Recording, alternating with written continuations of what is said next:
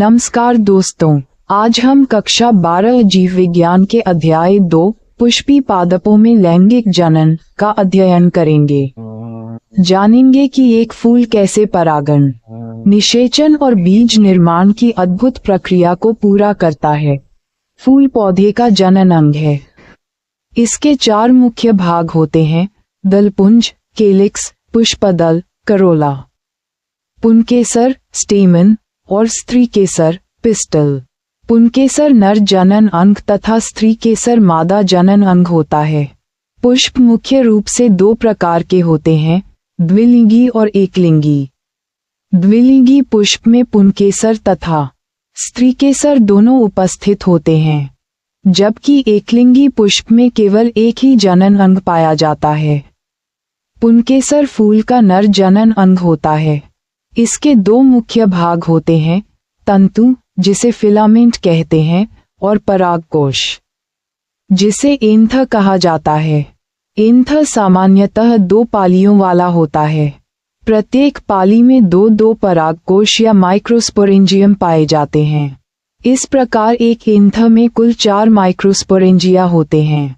इन्हीं के भीतर परागकण विकसित होते हैं, जो नर युग्मकों को उत्पन्न करने का कार्य करते हैं। माइक्रोस्पोरेंजियम सूक्ष्म बीजाणुधानी, यह एंथ के अंदर स्थित पोलन सैक होता है। प्रत्येक एंथ में 4 माइक्रोस्पोरेंजिया होते हैं। माइक्रोस्पोरोजेनेसिस सूक्ष्म बीजाणुजनन, पोलन मदर सेल पीएमसी, अर्धसूत्री विभाजन मायोसिस करती है। परिणामस्वरूप 4 हैप्लॉइड माइक्रोस्पोर्स बनते हैं।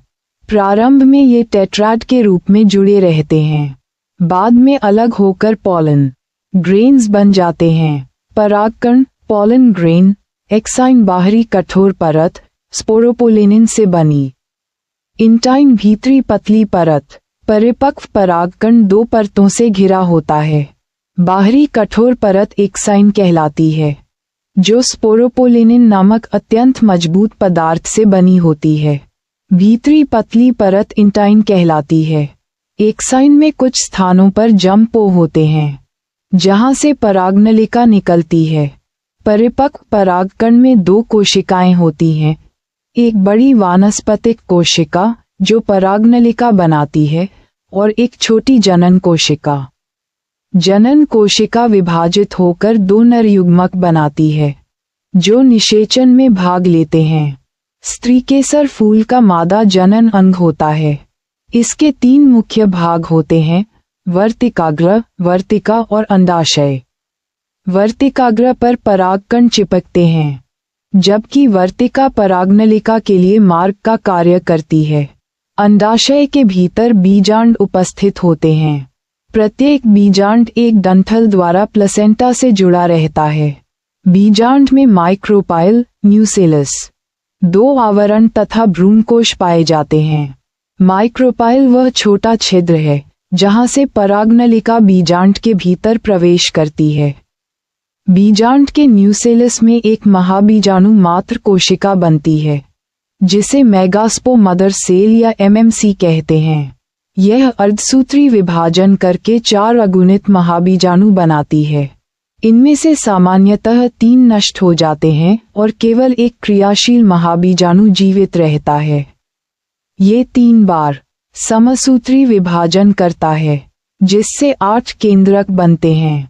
अंत में एक परिपक्व भ्रूणकोश बनता है, जिसमें कुल 7 कोशिकाएं और 8 केंद्रक होते हैं।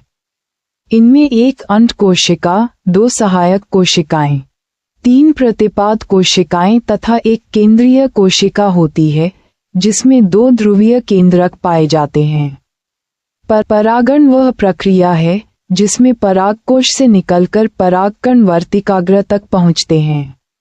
यदि परागण उसी फूल में होता है तो उसे स्वपरागण या ऑटोगैमी कहते हैं। यदि उसी पौधे के दूसरे फूल में परागण होता है तो उसे गाइटोनोगैमी कहते हैं। जब परागकण एक पौधे से उसी प्रजाति के दूसरे पौधे के फूल तक पहुंचते हैं तो उसे परपरागण या जीनोगैमी कहते हैं। परागण में मधुमक्खियां, तितलियां, हवा और जल महत्वपूर्ण माध्यम का कार्य करते हैं। जब परागकण वर्तिकाग्र पर पहुंचता है तो वह उसकी चिपचिपी सतह से चिपक जाता है। वर्तिकाग्र से पोषक पदार्थ मिलने पर परागकण अंकुरित होता है और जंपो से परागनलिका निकलती है। यह नलिका वर्तिका के भीतर बढ़ते हुए अंडाशय तक पहुंचती है। इस दौरान जनन कोशिका विभाजित होकर 2 नर युग्मक बनाती है जो परागनलिका के भीतर यात्रा करते हैं। अंत में परागनलिका माइक्रोपाइल के माध्यम से बीजांड में प्रवेश करती है और सहायक कोशिका सिनजिड तक पहुंचकर निषेचन की प्रक्रिया के लिए तैयार हो जाती है। परागनलिका सहायक कोशिका में प्रवेश करके फट जाती है और 2 नर युग्मकों को मुक्त करती है।